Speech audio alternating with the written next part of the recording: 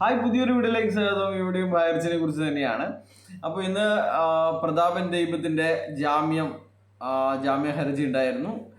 Court 7A 217 ആയിരുന്നു number.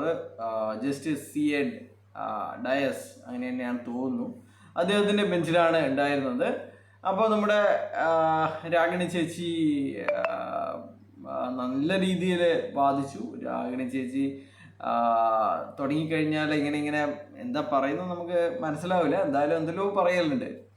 അപ്പോൾ പറയുന്നത് 1600 രൂപയുടെ വെറും പരാതിയാണ് സാർ, വെറും 1600 രൂപയെ പറ്റിച്ചു എന്നൊക്കെ പറഞ്ഞിട്ടാണ്. എന്നാൽ പിന്നെ 1600 രൂപ സെറ്റിൽ ചെയ്തുകൂടെ അവർക്ക്? 1600 രൂപ പറ്റിച്ചു എന്നെങ്കിൽ പിന്നെ 32,200 രൂപയുടെ പരാതിയാണ് സാർ, ഈ 2 പരാതി മാത്രമേ കമ്പനിക്കെതിരെ ഉള്ളൂ, അങ്ങനെയാണ്, ചക്കയാണ്, മാങ്ങാത്തൊലിയാണ് എന്നൊക്കെ പറഞ്ഞിട്ടുള്ള ഒരുപാട് കാര്യങ്ങളാണ്. അപ്പോൾ ആകെ മൊത്തം ടോട്ടൽ ഒരു 4 കോടി മാത്രമേ പരാതികൾ വന്നിട്ടുള്ളൂ. അപ്പോൾ എത്ര കോടിയാണ് പിടിച്ചു വെച്ചിരിക്കുന്നത്, ഫ്രീസ് ചെയ്തിരിക്കുന്നത്? 212 കോടിയാണ്. കൂടാതെ നമ്മുടെ ദൈവത്തിനെയും കഴിഞ്ഞ 130 ദിവസമായിട്ട് പിടിച്ചു വെച്ചിരിക്കുകയാണ്. അതുകൊണ്ട് തുറന്നത് വിടണം, ദൈവത്തിനെ തുറന്നു വിടണം. ഒരുപാട് ആൾക്കാർക്ക്, പ്രാർത്ഥിച്ചു കൊണ്ടിരിക്കുന്ന ആൾക്കാർക്കൊക്കെ ആഗ്രഹങ്ങൾ സഫലമാക്കി കൊടുക്കേണ്ട ആളാണ്. ഇങ്ങനെയൊക്കെ പറഞ്ഞിട്ടുള്ള സംഭവങ്ങളാണ്. ഇത്രയേ ഉള്ളൂ. വേറെയാണ് പറഞ്ഞതെങ്കിൽ ഇതാണ് വേറൊരു തരത്തിൽ പറഞ്ഞു കഴിഞ്ഞാൽ ഇങ്ങനെ തന്നെയാണ്. അപ്പോൾ നമ്മുടെ EDയുടെ വക്കീൽ വന്നിട്ട് ഒരുപാട് കാര്യങ്ങൾ പറഞ്ഞു. പ്രൊസീഡ്യൂസ് ഓഫ് ക്രൈം ഇത്രയാണ്, 1000 കോടിയുടെ തട്ടിപ്പാണ്, വെറും 212 കോടി മാത്രമേ ബാക്കിയുള്ളൂ, അങ്ങനെയാണ് ഇങ്ങനെയാണ്. ഇത്രയും പരാതികളുണ്ട്, 19ഓളം പരാതികളുണ്ട്. അതിൽ 5 കോടി 4 കോടിയോളം ആണ് ഇപ്പോൾ കംപ്ലൈൻറ്റ് ക്ലെയിം വന്നിരിക്കുന്നത്. അപ്പോൾ ചോദിച്ചു എത്ര കോടിയാണ് ഇപ്പം അക്കൗണ്ടിലുള്ളത്? അത് 212 കോടി നമ്മൾ ഫ്രീസ് ചെയ്തിട്ടുണ്ട്. അപ്പോൾ പറഞ്ഞു ഇതും അതും തമ്മിൽ വളരെ വ്യത്യാസമുണ്ട്. പരാതിക്കാരെ വരണം, ഇങ്ങനെയൊക്കെ ഉണ്ടെങ്കിലും they have to come forward, അങ്ങനെ തന്നെയാണ് പറഞ്ഞത്. They have to come forward. അപ്പോൾ അവർ ഇല്ലാതെ നിങ്ങൾക്ക് ചെയ്യേണ്ട ആവശ്യമില്ല, പരാതിക്കാരുണ്ടെങ്കിൽ മാത്രം ഇത് ചെയ്താൽ മതി എന്ന് പറഞ്ഞു. അപ്പോൾ അദ്ദേഹം പറഞ്ഞു അല്ല, ഇത് രാജ്യാന്തര ബന്ധമുള്ളതാണ്, കള്ളപ്പണം വിദേശത്തേക്ക് കടത്തിയ കാര്യങ്ങൾ ഇതിലുള്ളതാണ്, എന്നാലും കംപ്ലൈൻറ്റ് വേണം എന്നുള്ള രീതിയിലാണ് അദ്ദേഹം പറഞ്ഞത്.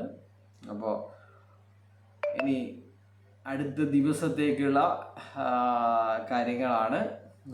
അടുത്ത ബുധനാഴ്ചത്തേക്ക് മാറ്റിവെച്ചു എന്നാണ്. 21-ാം 20-ാം മാറ്റിവെച്ചു. നമുക്ക് ബുധനാഴ്ചയാണെന്ന് തോന്നുന്നു, ഞാനത് നോക്കിയിട്ടില്ല. അപ്പോൾ ബുധനാഴ്ച എന്ത് സംഭവിക്കുമെന്ന് നമുക്ക് ഊഹിക്കാവുന്നതേ ഉള്ളൂ, എന്താണ് സംഭവിക്കാൻ പോകുന്നത് എന്ന്. പക്ഷേങ്കിൽ അതൊരിക്കലും ഹൈറിച്ച് പുള്ളികൾക്ക് അനുകൂലമായിട്ടുള്ള ഒരു തീരുമാനം ആയിരിക്കില്ല എന്ന് ഇവിടെ പറയാൻ ആഗ്രഹിക്കുന്നു. വിദേശത്തേക്ക് കോടിക്കണക്കിന് രൂപ കടത്തിയ കേസിലെ പ്രതിയാണ് പ്രതാപൻ. ഒരു വരുമാനം കിട്ടുന്ന ഒരു ബിസിനസ് ചെയ്തിട്ടല്ല ഇവർ ഇത്രയും 4000 കോടി സമാഹരിച്ചത്. മണി ചെയിൻ ചെയ്തിട്ടാണെങ്കിൽ അതിൽ നിന്ന് കൊടുക്കുന്ന ഓരോ പൈസയും മണി ലോണ്ടറിങ് ആണ്, കള്ളപ്പണമാണ്, നിയമപരമല്ലാത്തൊരു പണമാണ്. മണി ചെയിൻ വഴിയാണ് ഇവർ, പോൺസി സ്കീം വഴിയാണ് ഈ പണം വിതരണം ചെയ്തിരിക്കുന്നത്. അതുകൊണ്ട് തന്നെ ഇതെല്ലാം തന്നെ കള്ളപ്പണമാണ് എന്ന് പറയാൻ സാധിക്കും. 212 കോടിയും കള്ളപ്പണമാണ്. അതുകൊണ്ട് തന്നെ കള്ളപ്പണമായതിനാൽ, പരാതിക്കാരില്ലാത്തതിനാൽ, കള്ളപ്പണമാണെന്ന് മറ്റൊരു തരത്തിൽ പറയുന്നതിന് ഇനി പരാതിക്കാരില്ല എന്നുള്ളത് തന്നെയാണ്. കള്ളപ്പണമായതുകൊണ്ടാണ് ഇത് ആൾക്കാർ വരാത്തതിൻ്റെ മെയിനായിട്ടുള്ള കാരണവും ഇത് കള്ളപ്പണമായതുകൊണ്ട് തന്നെയാണ്. അതുകൊണ്ട് തന്നെ ഈ പണം നിങ്ങൾക്ക് കിട്ടും എന്ന്, അല്ലെങ്കിൽ ഇത് വിതരണം ചെയ്യാൻ വേണ്ടി കിട്ടുമെന്ന് നിങ്ങൾ വിചാരിക്കേണ്ട.